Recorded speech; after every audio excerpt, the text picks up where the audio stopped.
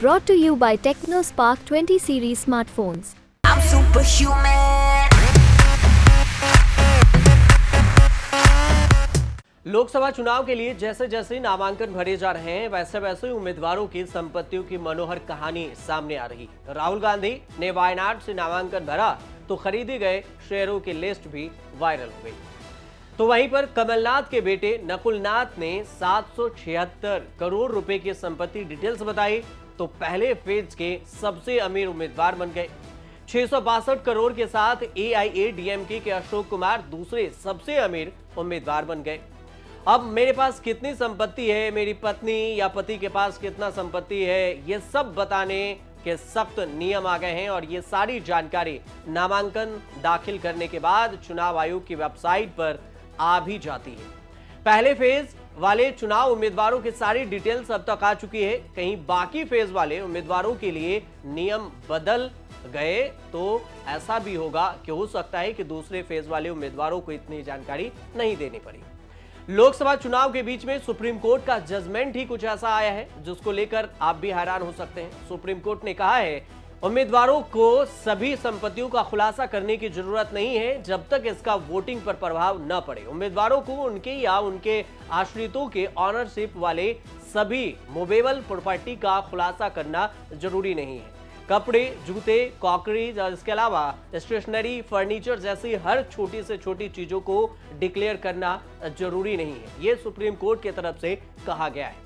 Bar and bench की report के मुताबिक सुप्रीम कोर्ट के जस्टिस अनिरुद्ध बोस और जस्टिस PV संजय कुमार ने आदेश दिया और उस आदेश में कहा है एक वोटर को उम्मीदवार की हर संपत्ति के बारे में जानने का पूर्ण अधिकार नहीं है। उम्मीदवार को गोपनीयता का अधिकार है। वोटर को किसी उम्मीदवार के निजी जीवन में गहराई तक जाने और हर मिनट की जानकारी जानने का पूर्ण अधिकार नहीं है। यह सुप्रीम कोर्ट की तरफ से तर्क दिया गया है। सुप्रीम कोर्ट के सामने जो केस था वह अरुणाचल प्रदेश के तेजू सीट के निर्दलीय विधायक कारिखो क्री का केस था।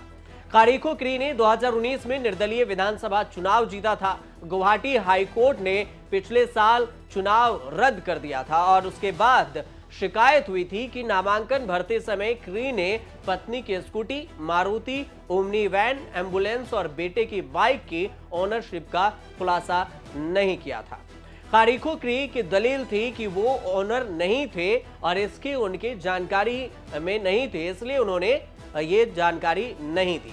कारिखो क्री के खिलाफ हाईकोर्ट में केस करने वाले कांग्रेस उम्मीदवार नूने तायांग ने आरोप लगाया कि क्री ने नामांकन पत्र में गलत जानकारी दी। संपत्ति के साथ साथ सरकारी घर की पूरी जानकारी नहीं दी गई। रेंट, बिजली, पानी, टेलीफोन बिल का नो ड्यूज सर्टिफिकेट भी नामांकन पत्र में नहीं भरा गया, इसकी जानकारी नहीं दी गई और यही सब आधार बनाकर क्री के चुनाव को रद्द करना पड़ा था। 2019 से 2024 तक पूरे 5 साल हो गए हैं कारिखो क्री को केस लड़ते हुए और आखिरकार सुप्रीम कोर्ट ने इंसाफ मिला है और सुप्रीम कोर्ट हाई कोर्ट के चुनाव रद्द करने वाले फैसले को पलटते हुए कारिखो क्री का चुनाव बहाल कर दिया। कारिखो क्री केस पर जजमेंट सुनाते हुए सुप्रीम कोर्ट ने नई व्यवस्था दी और इसका उन्होंने कहा कि उम्मीदवार के लिए सब कुछ बताना जरूरी नहीं है, वोटर के लिए सब कुछ जानना जरूरी नहीं है। ये बात सुप्रीम कोर्ट की तरफ से कहा गया है। अभी तक साफ नहीं है कि सुप्रीम कोर्ट ने इस आदेश का आगे होने वाले नामांकन और संपत्तियों की जानकारी देने वाले नियमों पर क्या असर होगा। सुप्रीम कोर्ट ने यह जरूर कहा है कि इस निष्कर्ष को एक मिसाल नहीं माना जाएगा क्योंकि ये केवल मामले के तथ्यों और परिस्थितियों पर आधारित है।